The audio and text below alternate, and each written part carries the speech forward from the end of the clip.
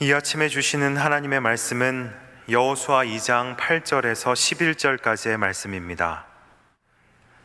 또 그들이 눕기 전에 라합이 지붕에 올라가서 그들에게 이르러 말하되 여호와께서 이 땅을 너희에게 주신 줄을 내가 아노라.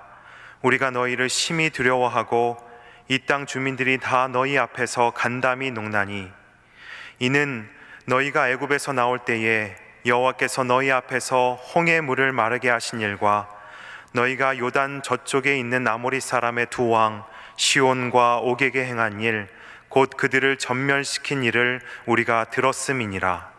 우리가 듣자 곧 마음이 녹았고 너희로 말미암아 사람이 정신을 잃었나니 너희의 하나님 여호와는 위로는 하늘에서도 아래로는 땅에서도 하나님이시니라.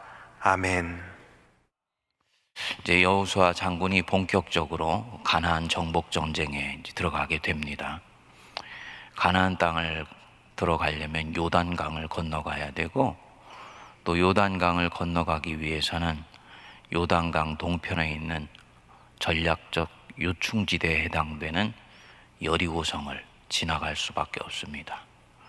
그래서 이 성을 함락시키기 위해서 여호수아 장군이 성에 정탐꾼을 둘을 보냅니다. 근데 그들이 성에 들어가 유숙한 집이 기생 라합의 집입니다. 라합 아시죠? 마태복음 1장에 예수님의 육체적 가문의 계보가 나오는데, 살몬은 라합과 결혼하여 보아스를 낳고 그 라합입니다. 예수님의 계보가 되시는 다윗 가문의 조상을 형성하는 여자입니다. 정탐꾼이 바로 그 라합의 집에서 유숙을 하는데, 아마도 기생이기 때문에 숙박업도 같이 하고 있었던 것 같습니다. 성경에는 그날 그 집에 아주 우연히 들어간 것으로 나옵니다. 하나님께서 꿈속에 여호수아를 통해서 기생 라합의 집으로 가라고 일러주신 얘기도 전혀 없고, 또 여호수아가 이 여인에 대한 정보를 미리 알려주었다는 얘기도 전혀 나오지를 않습니다. 성에 들어가서 이 정탐꾼들이 여기 숙박할 곳이 있냐 물으니까 아마도 그 라합의 집을 가르쳐 주었을 것입니다. 그러니까 이 라합은 이스라엘 사람이 아니고 여리고 사람인 것이죠. 족속으로는 이방 여인이죠. 거기다가 기생이죠. 그런데 이 여자가 하는 행동이 참 특이합니다.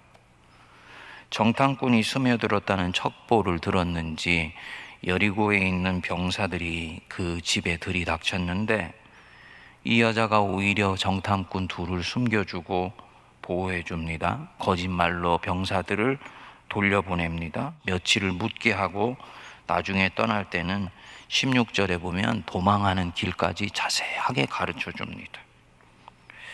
두 가지를 우리가 이 과정들을 살펴보면서 묵상을 하게 됩니다.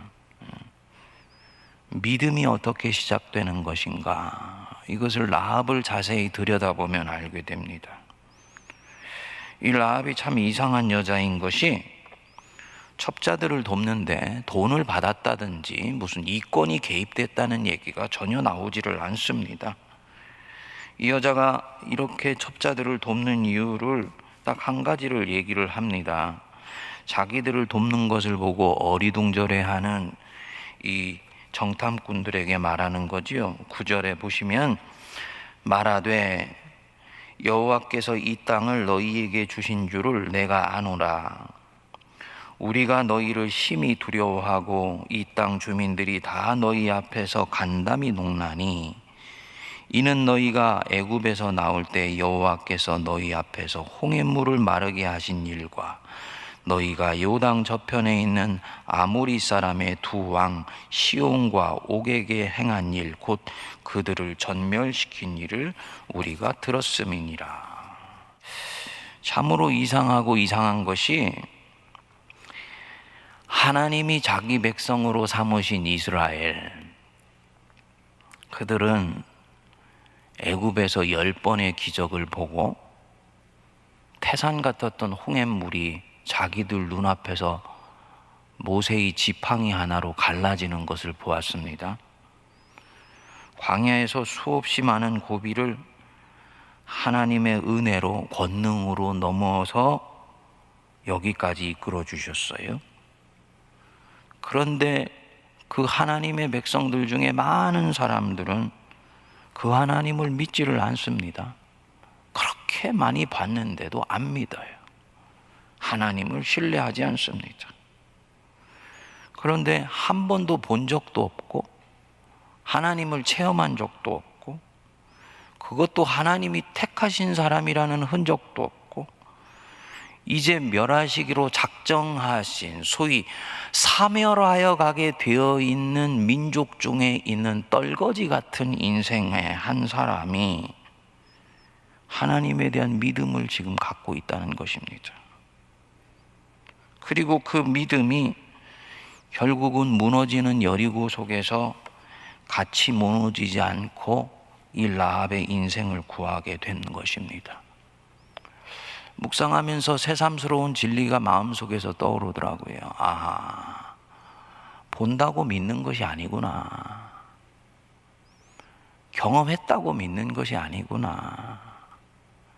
예수를 수십 년을 우리가 믿어서 죄에서도 해방이 되고 홍해물 갈라지는 기적도 보고 인생 광야 주님의 은혜로 수십 차례 넘을 고비를 넘고 넘어서 여기까지 왔는데 그것이 내게 경험되었다고 할지라도 그 경험 속에 하나님께서 나에게 이 은혜를 주셨고 주님이 아니면 나는 여기까지 올 수 없는 것이다. 여기까지 내 마음이 미치지 못하면 내가 이때까지 경험했던 것, 보았던 것들은 아무 소용이 없는 것입니다. 여러분, 작은 징조 하나에 있어서도 주님의 흔적과 사인을 읽어내는 우리가 되십시다. 이 한국교회에 혹독한 코로나 광풍을 주신 것은 교회로서는 시련이지만 하나님이 그러셨잖아요. 감당치 못할 시험을 허락지 아니하신다고. 이제는 이 정도의 광풍은 넘어갈 수 있을 만큼 한국교회에 축적되어 있는 당신에 대한 경험이 있고 하나님이 인생 광야 속에서 어떻게 우리를 이끌어 가시는지를 알기 때문에 그래서 이 시험을 넘어갈 수 있다고 믿으시고 하나님이 이 광풍도 허락하신 것입니다. 그러면 우리가 주님에 대한 믿음을 가져야 되는 것이지요. 우리가 여전히 작은 것 하나에도 흔들리고 역으로 이 여인은 보지도 못했고 그저 듣기만 했던 거예요. 그 들은 것도 누군가를 통해서 요즘처럼 무슨 보고서를 통해서 들었겠습니까? 풍문으로 들은 거지요. 야, 있잖아. 그 애굽에서 이스라엘이라고 불황자 같은 민족이 있었는데 그 어마어마한 바로의 압제를 뚫고 여호와 하나님이 그들을 구해 주셔서 지금 이리로 오고 있대. 그 아모리의 그 큰 왕 시온과 옥을 그 하나님이 이스라엘과 함께 하시면서 물리쳐 주셨대. 풍문으로 들었을 거예요. 근데 그 작은 풍문 속에 있는 하나님에 대한 흔적을 이 여자는 딱 마음속에 걸고 그 하나님이 살아계신 여호와 하나님이라는 것을 믿는 것입니다. 이게 믿음의 실체예요. 그래서 11절에 보시면 너희의 하나님 여호와는 위로도 하늘에서도 아래로는 땅에서도 하나님이시다. 여러분, 광야를 지나갔지만 하나님을 신뢰하지 못하는 이스라엘 백성처럼 되지 아니하고 풍문으로 듣고 간접적으로 들었을지라도 바람 속에 스쳐 지나오는 여호와 하나님의 흔적 속에서 나를 이끄시는 우리 하나님을 온전히 신뢰할 수 있는 믿음을 쌓아가는 우리가 되기를 바랍니다. 둘째로는 이 라합의 이야기, 여호수아서 2장을 보면 내가 누구에게 속하며 누구의 사람으로 기억되기를 원하는가? 이것이 모든 것을 결정한다는 것을 볼 수 있습니다. 소속감에 대한 것이고 정체성에 대한 부분이에요. 우리는 이 라합을 구속사에서 결정적인 역할을 한 사람이라는 그런 전제를 가지고 이 2장을 읽으니까 라합이 위대해 보일 수 있습니다만, 객관적으로 그냥 현상학적으로 이 본문 안으로 들어가 보면 이 기생 라합은 지금 그야말로 적과 내통하고 있는 것 아닙니까? 여리고 사람이 지금 여리고를 함락시키려는 사람을 전적으로 도와주고 있는 것입니다. 보다 적나라하게 얘기하면 자기 이웃과 자기 민족을 팔아넘기려고 하는 사람들과 같은 편이 되어 있는 거예요. 어떻게 이런 행동이 정당화될 수가 있습니까? 쉽게 얘기하면 일제가 우리를 침략해서 들어왔는데 그 일제에 협력을 하여서 민족을 팔아넘기고 있는 일을 하는 것과 지금 마찬가지인 거지요. 어떻게 이런 행동이 정당화될 수 있겠느냐는 것입니다. 정당화될 수 있는 근거는 유일하게 하나밖에 없습니다. 지금 내가 누구의 편에 서기를 원하는가? 내가 서 있는 그 편이 살아계신 하나님의 편이다. 이것 아니면 이 라합의 행동은 절대로 세상적 관점에서는 정당화될 수 있는 행동이 아닙니다. 다시 말해서 누구도 알고 있지 못하고 믿고 있지 못하는 그 여리고 속에서 사는 이 여인이 하나님을 믿게 되고, 그 하나님이 만물의 근원이 되시고 모든 인간에게 생명을 주시는 하나님이다라는 것, 그 하나님 편에 서 있기 때문에 이 여인의 행동은 정당화될 수 있는 것입니다. 이 하나가 그녀의 행동을 옳게 만드는 거예요. 여러분들, 세상에는 많은 이념이나 이데올로기가 있습니다. 그 이즘이라고 얘기를 하죠. 민족주의, 국가주의, 휴머니즘, 많은 이즘이 있습니다. 그리고 항상 이 복음은 세상 속에서 힘을 발휘할 때 이 이즘이라는 것과 항상 결합을 해가지고 사람의 마음속에 들어와서 역사를 합니다. 근데 이 이즘이라는 것은요, 항상 사용받는 시기가 있어요. 그 시기 동안만 사용을 받는 것입니다. 시간이 지나면요, 복음은 다른 곳으로 물길을 옮깁니다. 얼른 알아차려서 이런 것은 버릴 수가 있어야 됩니다. 예를 들어서 우리가 민족주의라는 것을 아주 좋은 것으로 여기는데, 누군가에게 침탈을 받고 있는 민족에게 있어서 민족주의는 그 나라를 해방시켜주고 자유를 찾게 해주는 엄청난 힘이 되는 그런 이즘입니다. 그때는 복음과 같이 갈 수 있어요. 그런데 지금 세계 최강국으로 도약하려고 지금 몸부림을 치고 있는 중국 속에서 역사하고 있는 이데올로기가 바로 이 민족주의고 국가주의고 애국주의 아닙니까? 이 국가주의와 애국주의가 세계 최강국이 되려고 하는 야심과 결합하였을 때, 이것은 본인들에게는 나라를 살리는 것인지 모르겠지만은 지구 전체로 봤을 때는 재앙 중에 재앙이 될 수 있는 이데올로기가 되는 것입니다. 굉장히 중요한 부분이라고 봅니다.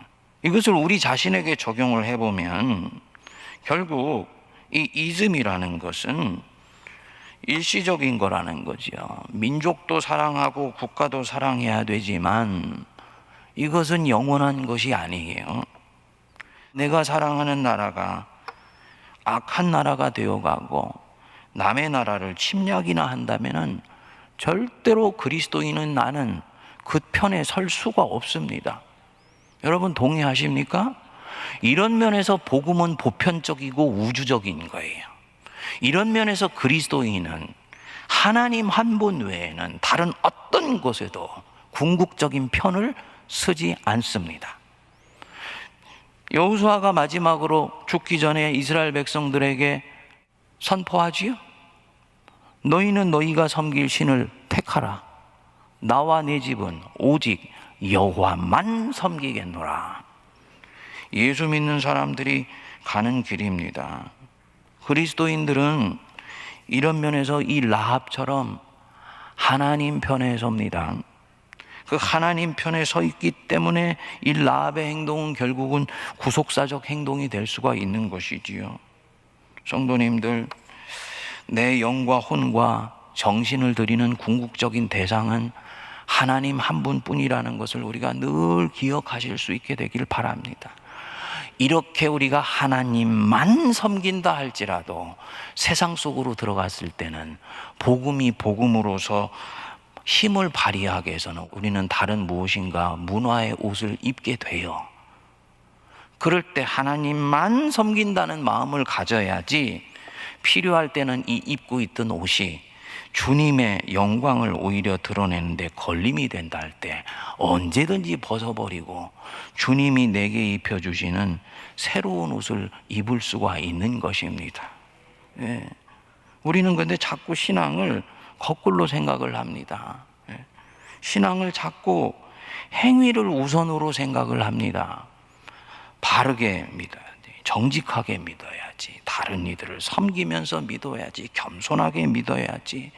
다 좋습니다. 하지만 이런 것들이 진정 내가 누구의 편에 서며 누구를 향해서 일을 하며 어디를 향해서 내 인생의 궁극적인 목적과 충성과 절개와 순종을 드릴 것인가가 합당하게 정리되지 않은 가운데서 이런 행동이면 결과적으로는 하나님과 상관없는 편에 서서 하는 행동이기 때문에 결국은 적들을 더 강화시켜 주는 것이 되기도 하고 애매모호하게 서 있는 곳에서의 행동이기 때문에 하나님 보실 때는 세상을 어지럽히는 일에 결과적으로는 더 충성하는 모양이 될 수도 있는 것이지요.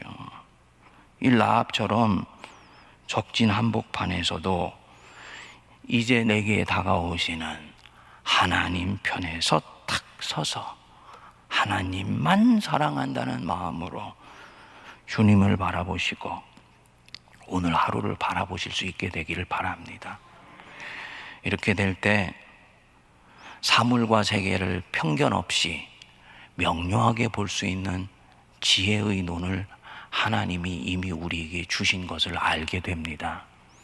하나님은 사실은 우리가 세상을 그리스도인으로서 투명하면서도 명료하게 하나님의 뜻을 따라서 볼 수 있는 안목을 이미 성령을 우리에게 주실 때 허락을 하셨어요.